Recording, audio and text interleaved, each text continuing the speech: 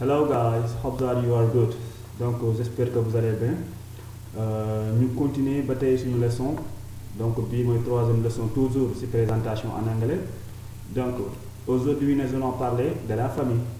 Toujours ci présentation mën nga see boole famille bu fekkee yow ñi ngay waxal dañu intéressé wu sa famille wala nga am benn voisin boo xam ne bëgg na xam plus ci yow mën koo wax tamit ci sa présentation sa famille wala sax moom mu laaj la ko.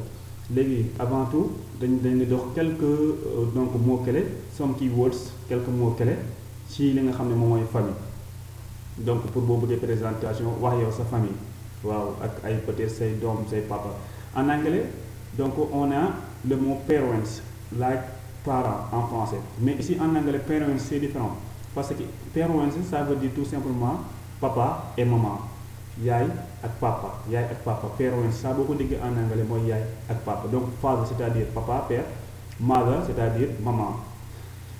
Aussi on peut parler des enfants children en anglais les enfants on les appelle children les enfants maanaam ay xale yi children donc si ay say doom mën nga si am ay peut-être ay brother c'est-à-dire frère brother ici frère. On a sister qui veut dire sœur sister sœur. Daughter c'est-à-dire fille une fille. Son c'est-à-dire fils. Daughter fille son fils etc. Donc children les enfants. En tout cas parents c'est-à-dire father and mother mais relative si bu fekkee da ngaa bëgg a wax mu gën a large sa famille yëpp maanaam ay tante dugg maam dugg tout ça dugg là on va dire relatives au lieu de dire parents mais relatives si moom dafay duggal papa maman tante grand-père grand-mère tout ça dafay dugg. Donc quelques mots grandfather c'est-à-dire grand-père grandmother c'est-à-dire grand-mère donc oncle nephew neveu cousine ici veut dire cousin veut dire cousine. Donc on peut dire bu fekkee da nga bëgg a wax donc sa nombre famille sa famille ñaata leen mën nga wax utiliser phrase bi I grew up in a family of plus nga wax nombre famille bi I grew up donc je suis né dans une famille de nga yokk ci nombre personne bi c'est bon.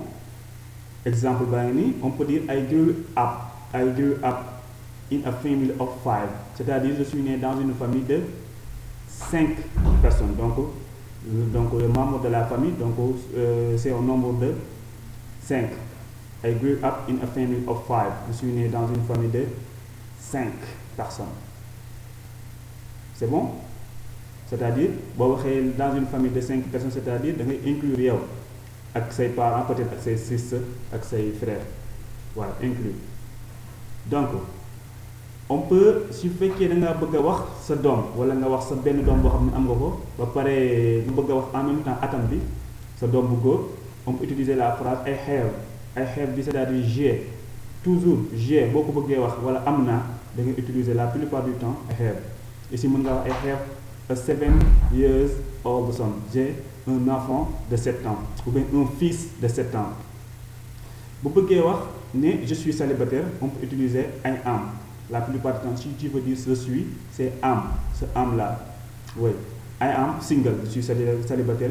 Si tu veux dire aussi je suis dama man célibataire là boo xam ne peut-être je suis un célibataire qui a un enfant mën nga wax benn célibataire boo xam ne am na doom mën nga wax I'm a single parent c'est-à-dire je suis célibataire boo xam ne peut-être am naa doom.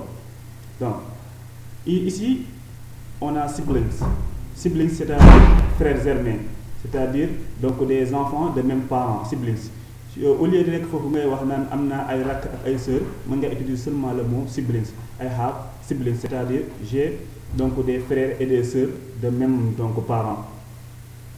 Exemple tu peux dire I have 5 siblings. Si tu dis I have 5 siblings c'est-à-dire am naa juróomi frères ak ay sœurs. Si tu es nag un enfant unique donc tu peux utiliser I am an only child.